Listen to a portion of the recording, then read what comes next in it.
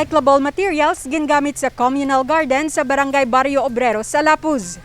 Mga guma, guba nga television case, maleta kaguba nga mga basin ang gingamit sa communal garden sang barangay Bo.Obrero sa Lapuz. Bangod isa sa advokasya sang barangay ang mag-recycle sa mga kagamitan nga sarang pamapuslan. Container kami mo. Kay considering the fact sa palibot namon niya almost 70% palibot kami sa baybay, way kami asang talamnan. Kag thickly populated ang mga tao nga naga-star. So nga kung ginapus container, ini nga suludlan nga pwede lang matamnan. That's why nga mga amonyo, nga napanghaboy na lang, gina-mix ko di. Sa likod nga bahin sang Bo.Obrero Elementary School makitaan ang communal garden kag poultry sang barangay. Ini nga bahin sang bulutuan ang sadto indi sarang matatapan, apang subong ginpanami na ini sa bulig sang JPT Ediscape project sang syudad. Actually, sang una, gulayan man ina siya, no? Nang ginatamnan man na galing kay ti isang times ng pandemic, daw wala na sa ma-maintain tungod nga kulang kita sang tawo. Ginalimit ang tao magkadto sa school, and syempre si Sir Giovanni Robles nang gid ang isa nga naga-take care. So that's why nalipay gid ako kay ti nang natagaan naman ako, nabuhi naman siya liwat. Tuman ang kalipay nga nabatsyagan sa mga ini bangod sang damlag lang. Nakapatubas na sang kapinapulo ka kilo nga petchay ang barangay. Ilaman ginpasalamatan ang lokal nga panguluhan sa pagpatigayon sang sini nga proyekto. Siyempre tama, ikakakawalipayon, ikati siyempre, first time ang kami nga nag-experience nga magpananom, kag first time man namo nga matilawan ang amo nga kinabudlayan. Nagkapasalamat kami numero 1 sa amon sa City Mayor, kaging tagaan niya kami sa amon nga project nga mga makabulig sa Bo.Obrero nga sa isa ka barangay, kag ma-enjoy man sang tanan nga mga pumuluyo kung paano magkaano sang isa ka talamnan nga amon nga gulayan. Tinutuyo sang proyekto nga mapasangkad ang urban gardening sa syudad, agod mas madamo pa ang mabuligan sini, ilabi na subong nga tion sang pandemya. Divine Singh para sa Level Up Patrol. 35 hektarya nga mangrove forest nga pagatukuron sang Iloilo City Government sa barangay Hinaktakan sa Lapaz, ginalauman nga dako ang mabulig para sa mga residente. Pagpangisda kag pagpanguha sang alimango ang pila sa palangabuhian sang mga residente sa barangay Hinaktakan sa Lapaz. Bangod sang malapad nga mangrove area, buga na ang marine resources sa lugar. Actually, ang gahalin sa syudad nga mga produkto nga halin sa barangay, mga limango, pasayan, kag bangros, actually diri na dihalin sa amon, especially kay priska kag ang sabor laing gid. Nagkalain-lain man nga sahi sang pispis ang makitaan sa lugar, ang iban mga migratory bird. Gani amo na lang ang pagpanikasog sa mga residente nga maprotektahan ang mga mangrove. May ara kami nga Committee on Environment to protect sa aton nga mga mangrove. Kaya muna siya naghatag diri sang protection. Amo na ang ginestaran diri sa mga alimango naton, kag mga pasayan, kag mga isda nga gagmay. Amo na siya kung ang grabe ang protection naman sa barangay sang mangrove. Agud mapreserba ang lugar, ginahitso na ang 35 hectare nga mangrove forest sa nasambit nga barangay. Multiple use. Kaya kung mabutang kita da visitor center, boardwalk, so it's going to serve as really a park. Kaladtuan sa mga tao for leisure. But foremost, ginabutangan ng ginamon emphasis ang education sa public for mangrove protection and conservation. Amo na ang concept ya. But other than being a park for people to go around, may mga exhibit area inada nga gin-conceptualize. An area also for research, no? Di damo na sa use. So eventually, this will form part sang aton nga mga network of open spaces, but also a network of ecological parks. Ang proyekto ang indi gid lamang magahatag sang palangitan-an sa mga pumuluyo. Inyang magadalaman sang mas malimpyo nga hangin, gani suportado sang komunidad ang proyekto.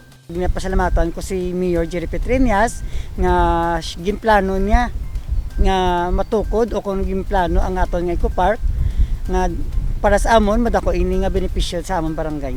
Sa subong patapos na ang plano kag disenyo, pagkatapos igasumite ini sa Department of Environment and Natural Resources Office agud masuguran ang proyekto.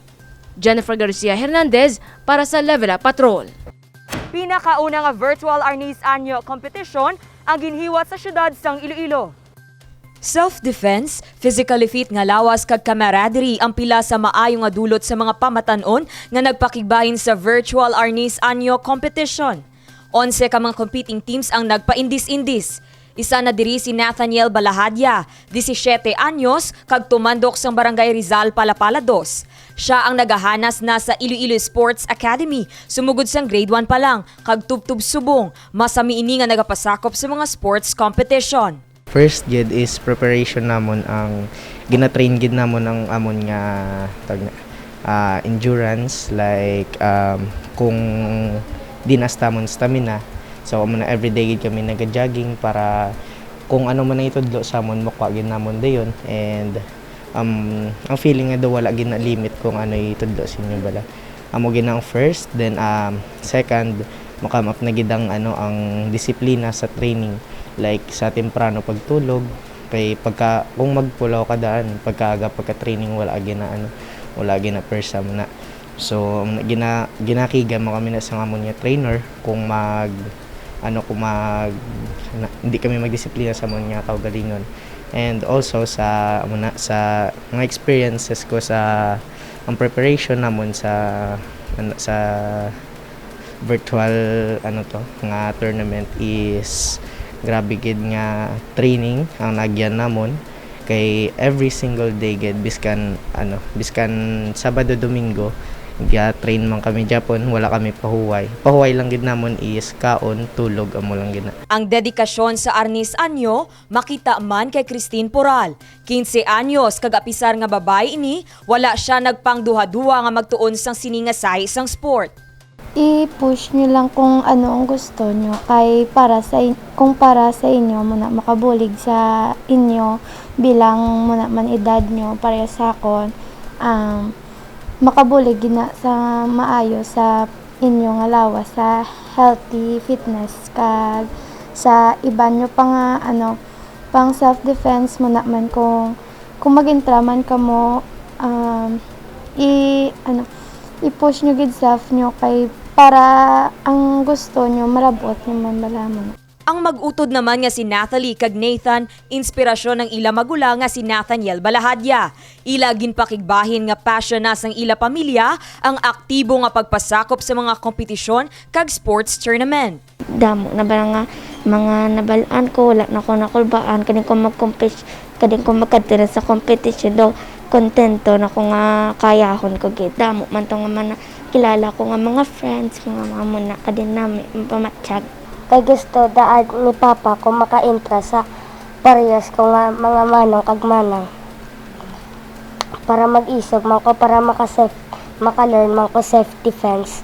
Mayo 1 sang opisyal nga ginbuksan kag shoot ang virtual arnis anyo competition sa Esplanade Skate Park. Ini ang ginpatigayon sang ilocity-sports developmentdivision office. Sa Mayo 7 tubtub Mayo 9, iga-post ang mga entries sang tag sa competing teams. Bantayan lang ang announcement sa mga nagdaog sa official Facebook page sang ICSDDO. Na-prepare kita sa virtual arnis natong competition, so this is adapting to so new normal man nato, no. We don't want to gather a lot of crowd sa venue. So what we did is that we set a venue nga lapad siya and then open siya nga space para ma-shoot kita sang video sang aton nga mga athletes. So nag-set kami sang schedule nya lang mga kids and then scheduling sila namon nya hindi sila mag-crowd sa venue para kami na mismo magbulig man sa ila nga pag-shoot sang ila nga videos. So we did it last May 1 sang Labor Day gid. So dito namin obra sa Esplanade naton sa may skate park dampe kinami ang view kag scenery dito. And then we deployed also compliance officers man para mag-assist sa mga kabataan and sang health protocols nato, no. Suportado sang alkalde ang paghiwat sang virtual events. Apang kinahanglan man gihapon ang istrikto nga pagsunod sa minimum health protocols pareho na lang sa pagsuksok sang face mask kag pagsunod sa physical distancing. Nagpasalamat gid ako nagapakita nga even the midst of this pandemic mapasigit as long as the medical health protocols are followed and everyone is safe. And congratulate ko sa tanan Kay para sa akon, importante nga even in the midst of this pandemic, we do certain things para nga mapakita ta nga diri sa aton ya masigi pa naton ang mga events naton. Balantayan ang virtual hip-hop songwriting competition sa Mayo 14. Dane Raffles para sa Level Up Patrol.